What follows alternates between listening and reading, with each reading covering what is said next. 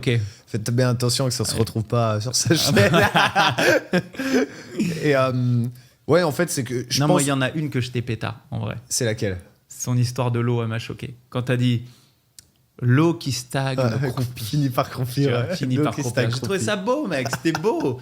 C'était poésie sur poésie. C'était beau et c'est tellement vrai. Ça je sais plus. On discutait. Je crois que je sais plus. On discutait certainement trading, mais ouais, en parlant de l'apprentissage. Je crois que c'était en parlant d'apprentissage en trading. L'eau qui stagne croupit. Ouais, c'est ça, ouais. Tu vois, c'était intéressant. Donc celle-là, je te l'ai repris, je te cache. Tu me l'as péta. Ouais, je l'ai péta, mais en interne. Je l'ai péta en interne. Je l'ai pas mis sur YouTube, etc. T'inquiète. Je l'ai péta en interne. T'as le droit. Ouais. Est-ce qu'il y a une part de toi que le trading a tué ou transformé de manière irréversible? Ouh là là là là. T'as bossé. Mec, ça bosse. Ça bosse fort. Ça bosse fort. De manière irréversible. Ouais, un truc que ça t'a changé définitivement. Tu vois, où tu t'es dit, voilà, je sais pas, par exemple, en bien et en mal, ou si un truc le premier truc qui te vient, est-ce qu'il est bien ou ce qui est mal. Par exemple, je fais n'importe quoi, la patience. Tu vois, avant, moi, je sais que j'ai été un mec impatient de ouf. Et le trading, ça a tué ça chez moi. Tu vois, ça a tué mon impatience. Ouais. Tu vois je dirais qu'en positif, déjà, ce que ça a changé, c'est ma relation à l'argent. D'accord. La preuve, tu vois, aujourd'hui on fait le podcast, je me suis fait scammer. C'est vrai que t'es sur un mec qui s'est fait scammer 15 bars, t'es assez serein. Ouais, je suis stable émotionnellement, mes chakras sont alignés. Non, mais je vais te les rendre à la fin du podcast. Je te les rendrai à la fin du podcast, t'inquiète pas, tu peux te détendre. Alors, je vais pas faire le mec. Sur le coup, ouais, là je commence à rentrer en hyperventilation. Là. Ouais, c'est normal. Le cerveau manque d'oxygène, ton cerveau primitif prend le dessus. C'est normal, c'est quoi? C'est une semaine de revenus de chrysalide. C'est normal. Pardon, excuse-moi, tu disais? Alors vas-y, dis-moi. Excuse-moi, pardon. Donc ouais, sur le coup, t'as l'émotion et tout, mais le trading t'apprend à... tu vois, c'est un peu comme une baseline, t'as ton niveau émotionnel, et en fonction de ton expérience de vie, ta baseline va être plus ou moins haute. Ouais. Et le trading t'apprend à avoir un contrôle émotionnel ultra stable. Ce qui fait que, sur le moment, l'émotion, contrairement à ce qu'on pense, l'émotion, ça ne se contrôle pas, ça se comprend. Et ensuite, ça se traite. C'est que là, à ce moment-là, j'aurais pu laisser l'émotion prendre le dessus et être en panique et me dire putain, j'ai perdu 15 000 euros. Et ça se trouve, je suis en train de te parler, ils sont encore en train de trifouiller mes comptes. Et là, peut-être je suis à Non, j'aurais dit d'arrêter. C'est bon. Mais ouais, du coup, j'ai repris mon contrôle très rapidement. Et en fait, l'argent, c'est que de l'argent. C'est que des chiffres, c'est des données numériques. Ouais. Mais je suis en bonne santé, machallah. Donc ton rapport à l'argent, ça t'a changé? Mon rapport à l'argent. En bien, en mal. En bien. Qu'est-ce que ça t'a... En mal, je dirais que forcément, ça va de pair. Si j'ai une meilleure gestion émotionnelle, ça veut dire que j'ai beaucoup plus un cœur de pierre. T'es moins humain, quoi. Je suis pas moins humain, mais je sens que dans mes relations, je suis beaucoup moins sensible. Ouais. Je suis beaucoup plus rationnel. Ouais, il est où le problème? Factuel, rationnel. Ouais, je vois par exemple sur des trucs à la con, genre avec ma chérie ou même dans d'autres situations de vie, parfois j'arrive pas à cerner où se trouve le problème. Pour moi, il n'y a pas de problème. Mais du coup, je suis pas empathique. Ça a cannibalisé mon empathie, le trading. J'ai plus d'empathie. Ah non, mais c'est...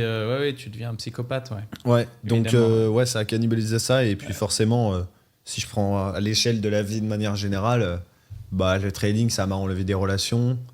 Ça m'a enlevé...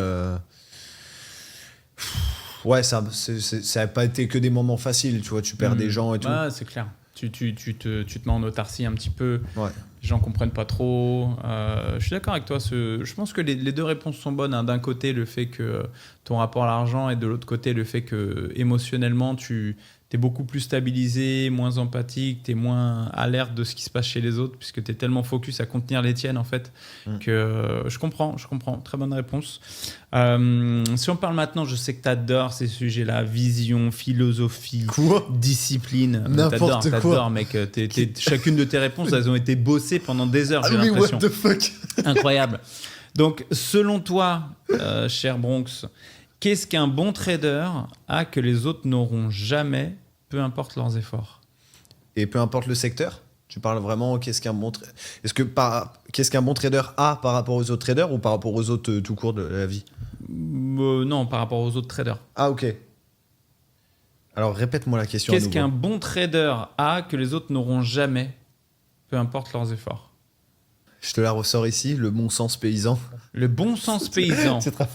Non, c'est pas tant le bon... C'est, ce que je veux dire par bon sens, c'est...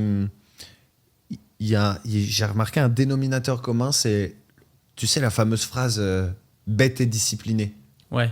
Je crois que j'ai jamais vu quelque chose d'aussi vrai que ça.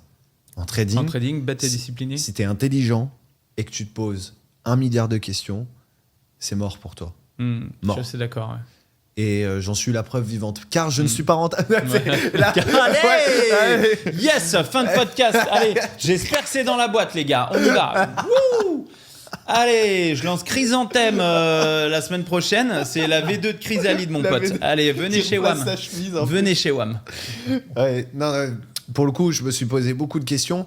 Je pense que j'aurais pu avoir accès à la rentabilité beaucoup plus rapidement si j'étais plus en mode vas-y, appuie sur le bouton. Ah, mais c'est vrai qu'on dit souvent que les meilleurs traders sont bien souvent plus cons que nous. Et c'est tellement vrai. C'est tellement vrai. C'est tellement vrai parce qu'il y a ce rapport, il n'y a pas ce rapport au risque, il y a ce rapport au. Enfin, moi, je le vois. Je veux dire sincèrement.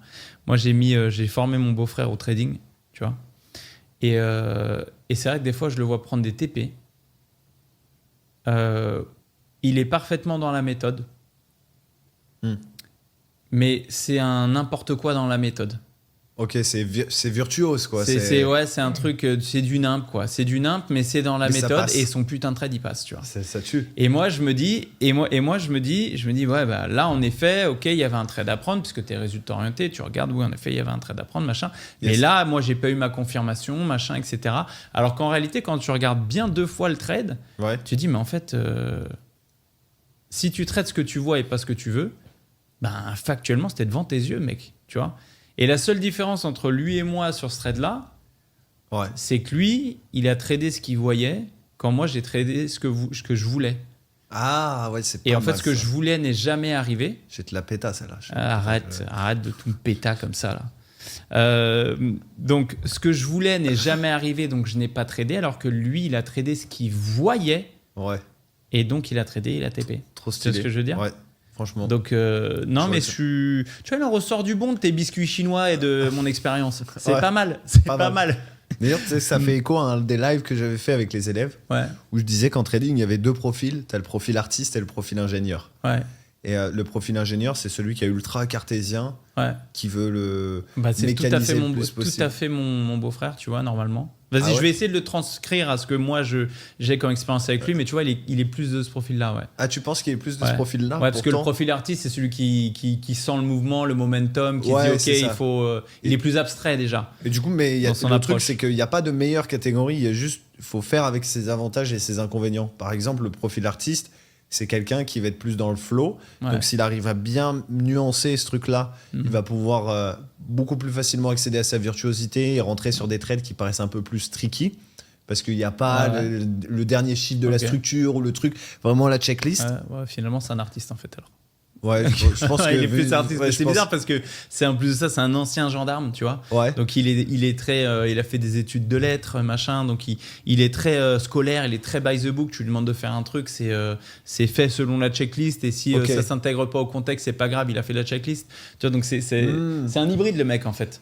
Mais ça veut dire que du coup il a master le truc en vérité. Ouais, je pense. Je pense qu'il a master le truc, mais tu sais quoi, c'est ça qui est ouf parce que quand tu y penses, je pense qu'il a master le truc sans s'en rendre compte lui-même. Ça veut dire qu'il a fait son alter ego. Alors. Tu vois ce que je veux dire? Parce que si dans la vie, il est plus profil ingénieur à être très mécanique et pas réussir à sortir du cercle, parce qu'il faut respecter les règles, tout ça, et s'il lui manque la confirmation, il ne peut pas appuyer, ça veut dire que dans le trading, il a développé un truc qui est très intéressant et qui peut le rendre très riche. Ouais. Et là, t'as mis le doigt sur quelque chose, l'alter ego en trading, qui est extrêmement important. Le truc avec l'alter ego, c'est par rapport à... Bon, moi, tu sais, je suis un basketteur. Kobe Bryant, c'est quand même un basketteur que tout le monde connaît. Et en fait, lui, il avait un surnom. Kobe Bryant, c'était Black Mamba. Exactement. Tu vois, tu connais un petit peu. Tu connais un petit peu. Et en fait, Black Mamba, c'est le nom d'un serpent qui est froid, tueur. Genre, dès qu'il chope sa proie, c'est 100% de win rate niveau je te kill. Tu vois ce que je veux dire? Et en fait... le Kobe Bryant de l'entraînement, C'était quelqu'un qui remettait tout en question pour être le meilleur, qui avait des doutes, qui n'était pas sûr qu'il allait y arriver, etc. Mais au moment où il rentrait sur le terrain, il mettait en place cet alter ego et c'est là où il devenait Black Mamba, un tueur qui était froid, un assassin silencieux qui était là pour la performance uniquement. Et en fait, la création de cet alter ego chez lui, c'était ce qui était important pour le reconnecter à ses objectifs du moment. C'est-à-dire, OK, qu'est-ce que je dois faire maintenant ? Ce que je dois faire maintenant, c'est jouer mon A-game et gagner.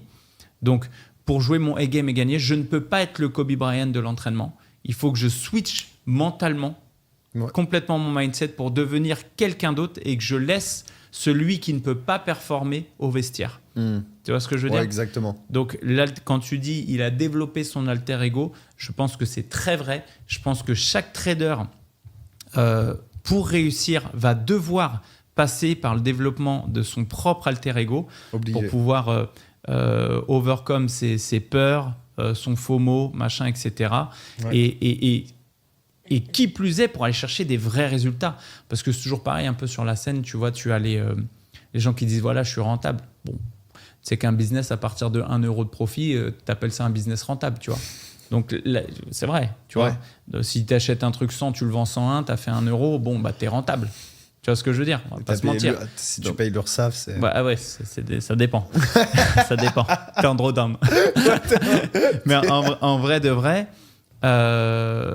pour aller chercher des vrais résultats qui te permettent d'en vivre à hauteur de ce que tu veux, parce qu'attention, c'est pareil, il y a rentable à 1 euro. Après, avoir des résultats qui te payent le McDo, le ciné, peut-être ton loyer, et puis après avoir les résultats qui te changent de vie. Tu vois ? Où on parle minimum 5 chiffres, tu vois, où tu changes de vie. Pour arriver au résultat qui te change de vie, tu es obligé de développer cet alter ego. Donc c'est un truc un peu de psychopathe, mais de manière générale, moi c'est ce que je disais dans mes équipes à mes vendeurs quand je les formais, parce que tu sais, quand ils arrivaient ici à Dubaï, ils se disaient ouais, mais moi il faut que j'aille vendre, mais je parle pas très bien anglais, machin, etc. J'ai un peu peur, et puis s'ils me parlent, en plus de ça, ils ont des accents bizarres, machin. Ils étaient full peur, tu vois. Ils avaient plein de peur comme ça. Et moi je leur ai dit ok les gars, développez-vous un alter ego, une deuxième version de vous-même où vous êtes un putain d'américain. Ouais, tu vois. Je me rappelle. Vous êtes un putain d'américain. Je me rappelle, j'étais un de tes vendeurs. D'ailleurs. Ouais, voilà. Oui. Ouais. Mais mon MLM a bien marché quand même. Jamais fait de MLM. C'est faux. Je n'ai jamais fait de MLM. En tout cas, cette histoire d'alter ego, très très bonne. Attends. Dis-moi, Bronx, tu gagnes sur le marché, toi. D'ailleurs, j'ai vu que tu avais fait quelques TP cette semaine, bien. Ouais. Deux, je crois, 2, 3. J'en ai fait plusieurs. J'en ai fait 3. Attends, j'ai fait un break. Excuse-nous, le génie du trading. Je sais plus. Ok, tu en as fait quelques-uns. Tu gagnes sur le marché, mais à quel prix ? Oh putain. Ah, tu veux de la question de bâtard ? Je t'envoie de la question de bâtard. Qu'est-ce que tu sacrifies quoi en fait pour le trading ? Bah, mine de rien, c'est beaucoup de journées. Parce que comme tu dois être d'astreinte et que tu peux pas non plus avoir une tâche qui te cannibalise ton attention, c'est un peu mon mot du moment, ce moment cannibalisme. Ouais.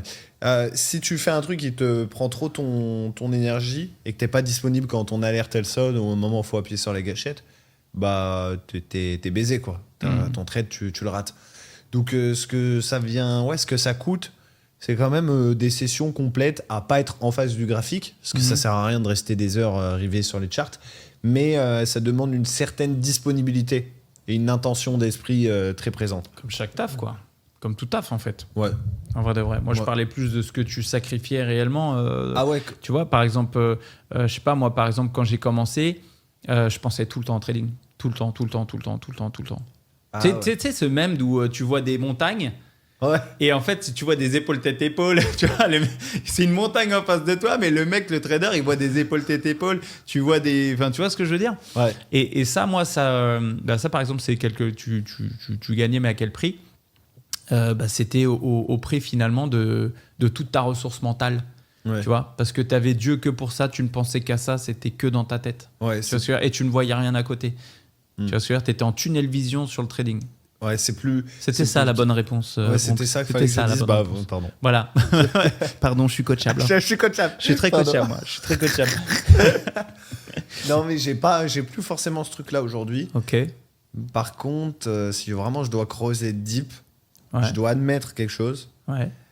J'ai encore peur, plusieurs années après, que demain tout s'arrête. Ouais. Ouais, mais ça, j'ai encore ça en moi. Ouais. Ça, c'est l'enfance, ça. Ça vient de l'enfance, à mon avis, non? Oula, là on va... ça vient de l'enfance. On va peut-être pas développer le sujet de l'enfance aussi, mais ça, souvent, ça vient de l'enfance. Mais je comprends la peur de manquer. Ça, c'est sûr. Maintenant, bon, tu es quand même connu un peu dans le milieu pour l'homme qui fait les plus gros RR de France. Voilà. Hein, genre, moi, j'ai vu des interviews, j'ai vu des trucs qui normalisaient le fait de faire des gros RR. Donc, moi, j'ai une petite question pour toi. Est-ce que tu préfères gagner souvent ou tu préfères gagner gros? Gros. Tu préfères gagner gros? Pourquoi? Parce que j'ai l'impression que ça sert à quelque chose. Ouais, c'est clair. Parce que, mine de rien, j'aime pas trader jusqu'au vendredi. Sauf quand j'ai envie de m'amuser. D'accord. Si j'ai un trade qui peut me mettre en week-end, je mets bien des guillemets en week-end parce que quand tu as un week-end en trading, en vérité, c'est le début de la semaine qui commence pour toutes les autres activités. C'est clair. C'est clair. Mais le but pour moi, c'est de me... T'es content le dimanche soir, toi? Est-ce que... Non, j'y pense plus. Parfois, j'oublie même que le lendemain, c'est lundi. C'est vrai? Ouais. C'est les élèves qui me le rappellent, mec. Parce que souvent, quand tu commences le trading, les gens sont le dimanche soir. Et c'est ça qui est la beauté aussi du trading, parce que quand tu es dans un taf normal, oui, tu détestes. Le dimanche soir, t'es en PLS dans ton canapé, tu pleures en boule sous ta douche et tout, tu vois, t'es pas bien. Alors qu'en trading, t'as qu'une envie, c'est d'être à dimanche soir, en fait. Enfin, t'as qu'une envie, c'est d'être lundi matin, finalement. Mais moi, aujourd'hui, je vis un authentique bonheur, mec. C'est que, genre, peu importe le jour de la semaine, il n'y a pas un jour de la semaine que je préfère. C'est à la fois monotone dans le sens où il n'y a pas de truc ultra hype, tu vois, où je me dis je suis excité pour ça. Sauf quand je vais enregistrer un podcast parce que c'est nouveau, du coup ça apporte de la fraîcheur. Mais après, au bout d'un moment, ça va me lasser comme beaucoup de choses, tu vois. Enfin, je le souhaite pas. Mais ouais, en fait, le fait de se lever comme ça et de ne pas avoir la boule au ventre, de devoir aller au boulot, pour avoir connu ça un petit peu, c'est vraiment, pour moi, c'est ça la béatitude, c'est ne pas se poser de questions. C'est bien. À quoi on reconnaît un trader mature? À quoi on reconnaît un trader mature? Même si je déteste les traders, parce que je déteste les traders, il y en a peu que j'apprécie. Tu détestes les traders? Qu'est-ce que c'est ces conneries encore? En tout cas, les traders d'internet, ceux qui créent du contenu, ce qu'on pourrait appeler vulgairement des concurrents. D'accord. Moi, je m'en fiche de la concurrence. Est-ce qu'on est concurrents? Sur le plan factuel, oui. Après, sur le plan émotionnel, non. Sur le plan émotionnel, on est des browsers. Ça n'a rien à voir. Ça n'a rien à voir. Non, mais moi, je considère que la concurrence, après, tu es beaucoup plus calé que moi là-dessus, mais c'est la preuve qu'un marché est sain et qu'il y a une demande qui est exacerbée. Donc, du coup, si l'offre y répond, tu as juste besoin d'arriver avec quelque chose, avec un mécanisme différent. Mais... non, c'est pas forcément la concurrence avec le C majuscule qui me dérange. C'est plus les gens que comporte la concurrence. Où je me rends compte qu'il y a beaucoup de personnes très égoïstes